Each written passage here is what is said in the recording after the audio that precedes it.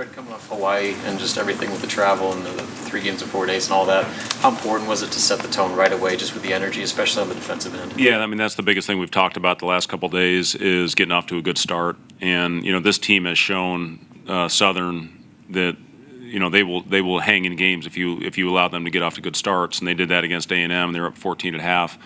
Had Ole Miss all the way to the end, and this team's very capable. So it's important for us to get off to a really good start, and that's what we did defensively. Not real thrilled how the offense was in the second half. I thought we got stalled. I thought we got stagnant, held the ball too much after a really good couple days of getting that thing moving around and playing .5 basketball. But tonight, in the second half, we just didn't have it. The group I'm really proud of was that group that ended the game. I'm going to give Gavin, a lot of credit for keeping himself ready. He had a good week of practice, and that's what this thing's all about, is taking advantage of your minutes and going out there and playing to the best of your ability. And I thought he did that on both ends, not only offensively, but I thought he had a couple good defensive possessions out there as well, and that's what leads to more time. And another guy, probably nobody even realizes it, but we put Jeff Grace and Cale Jacobson in the game against Oregon State with 9 seconds left. Cale flies across the court to contest a shot. Jeff Grace had maybe our best block out of the night, dives on the floor. People don't see those kind of things, for the behind the scenes, what those guys do for your culture.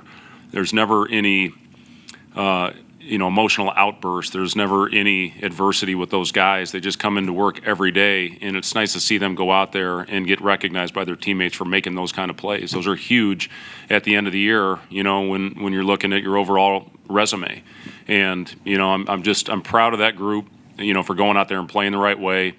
And sometimes in a blowout, you got to get out there and just try to jack up shots. But that group that finished the game, with Jeff, Henry, Gavin most specifically, those guys were +9 and +7 in under 3 minutes. Gavin played 4. So, just wanted to give those guys a shout out because of what they mean for our program. Yeah, Southern missed its first 11 3-pointers. I think. Just what would you attribute that to with your perimeter defense? Well, as I said it after the game the other night, our defense has to be our constant. We're not a real pretty team, obviously. So defense has to be our calling card. We have to do, every time we step on the floor, that has to be, what gets us going. And we had a little bit of a rhythm. We shot the ball. I think we made 13 threes.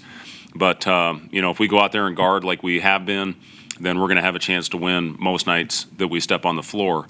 We can't back off that. We're not a finesse team. Last year I thought, we were. Casey, with his shots, CJ, other guys that could get it going from the perimeter.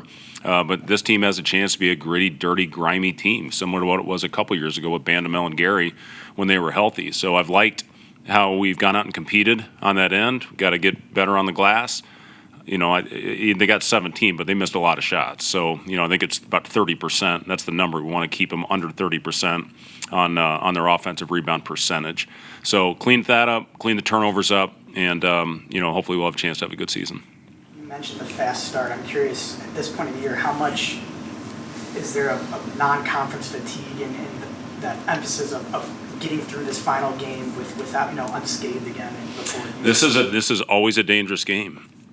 It's the last bye game for these teams. After this, they get to go home. And, this is a grind for teams like this. And I've had a lot of close games in situations like this. A game, Mississippi Valley State, 8 years ago, they hit a 3 at the buzzer. We beat them by 1. I mean, these games cause a lot of anxiety for the coach. But our guys came out with good energy. I'll give them credit for that after the West Coast, coming back from the West. And that's not easy to do. I remember the hardest game to play, in my NBA playing career was after a West Coast trip, and you came back and your legs just felt like jello the first game. So, our guys came out, took care of business, and we're as I said to the guy, we're exactly where we should be right now. You lose one non-conference game, very similar to last year, and we're 1-1 in league. We won our home game, we lost our road game. So, it's very important here. We have good days of preparation. Guys can't go out and get crazy for New Year's. We can have fun after the season. We got 2 days of prep, Wednesday, Thursday, to get ready for an early game on Saturday. So we got to put this one behind us now, this non-conference portion of our schedule, and get ready for an unbelievably skilled, talented, tough UCLA team. Do you have an update on Aaron? Just kind of Aaron's making progress. He'll get a light workout in tomorrow, and then most likely do some non-contact work on Wednesday, and we'll see how he responds to that.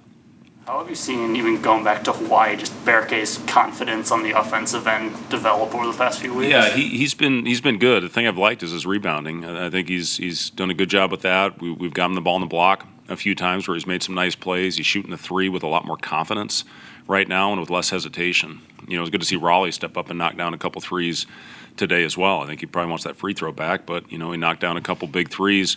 And, you know, Berkey, I think he made the one and had another one that hit every part of the rim and bounced out. So he is playing with a lot more confidence on that end, even though I think he only went 2 for 7 tonight. Outside of defense being the constant, what are maybe the other couple of things you've learned so far and through the non-constant? Well, we're going to have to start taking care of the ball if we keep turning it over and have careless possessions.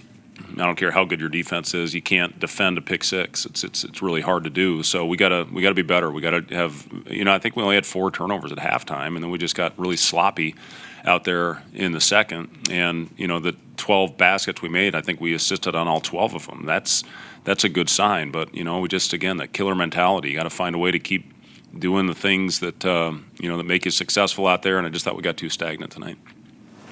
Thanks.